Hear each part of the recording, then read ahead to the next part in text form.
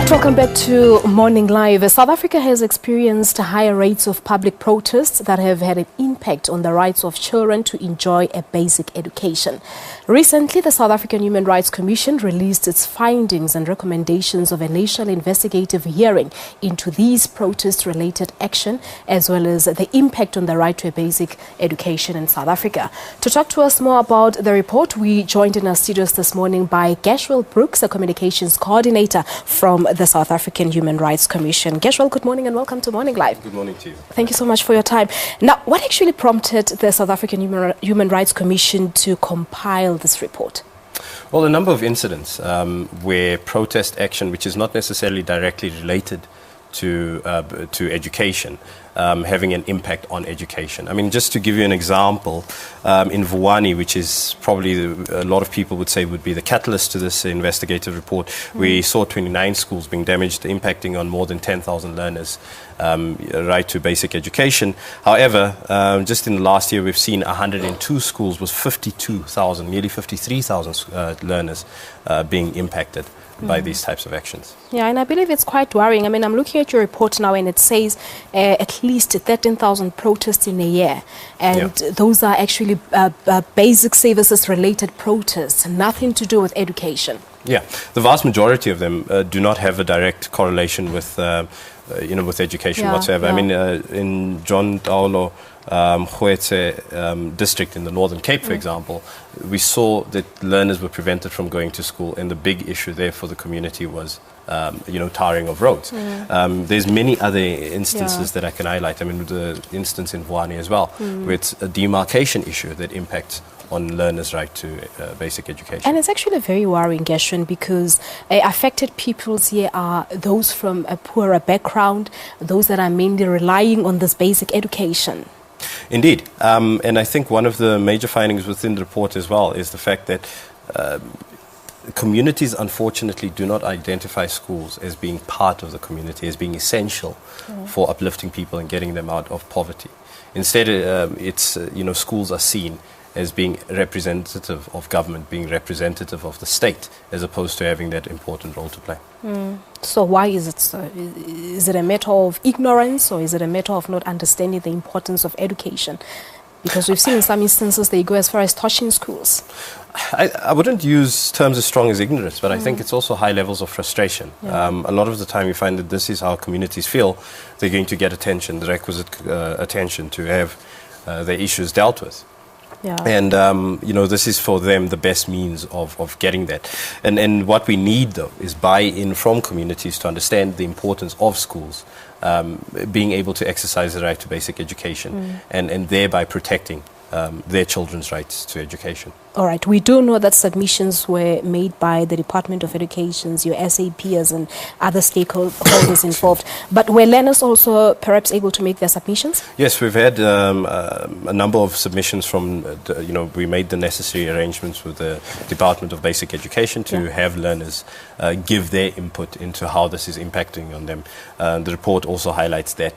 And the nice thing to hear is to hear from the mouths of babes, as people would say, from those young affected people coming out and saying, but this is having an impact on our futures. And I think one of the key questions that the report, that the report as well as the Commission is asking is we really need to evaluate and think about what long-term impact this is having on the lives of learners and in terms of their academic study. All right. Now, talk to us about the findings. A number of findings were actually made, and I'm sorry, I'm just having them here because I didn't want to lose track.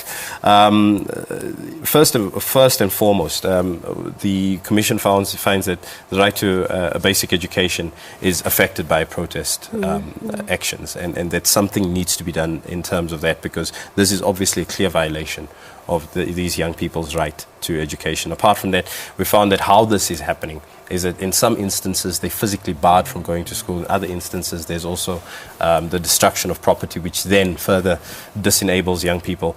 There's also a lack of coordination we see from key stakeholders in this, the Department of Basic Education as well as the police. We've seen that there's a lot of slow response when it comes to dealing with this particular issue.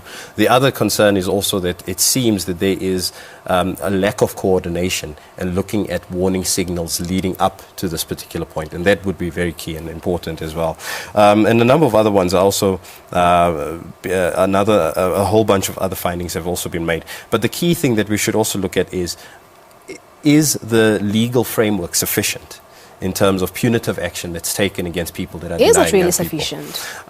Well, the laws are in place, but as you know, that law is only as effective in as much as you apply the law. Yeah. And that is the key thing here, the application of the law. But one of the recommendations is that needs to be investigated by the parties concerned.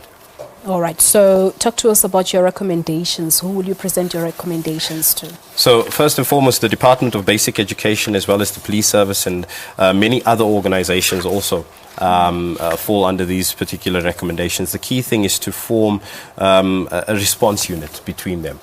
So we're looking at cooperative governance there as well as the police, as well as the Department of Basic Education. So we can have a quick response team, in essence, a unit that makes sure that there's a sufficient response, not just in terms of the law, but what have you detected now? Is it slow now, the response? Yes. Yeah. I mean, that's what the report actually highlights. And 9 months from now, we're going to review this and see how this response team has actually, or this response unit rather, has had an impact. But what do you think? Do you think the situation might be better soon? It's for the sake of our country. And I think that, for me, the key thing here, and for the Commission itself, is the buy-in from society. What we're saying is that we recognize and we understand that people have the right to protest, that people have the right to say that, look, we're unhappy with the current situation that we're in. That's how change happens. But in as much as that is a right that you have, that right should not trump other rights, and very important rights, such as the right to basic education. Because that's what we're seeing at tertiary institutions now. Buildings are being destroyed, some are being torched, so it's not just at your local level, it's happening as well at tertiary institutions, which is a big problem. And this is where the South African Human Rights Commission comes in, because what we're saying is that in as much as there's a recognition of the right to protest, of the right to being able to voice your anger and your dissatisfaction at certain situations, what we should learn as a South African collective is that the exercise of my rights should not impinge on the rights of others, and that human rights should become part of our day-to-day dialogue. And I think that is what we are trying to achieve, not only with this report, but much of the other work that we're doing as well.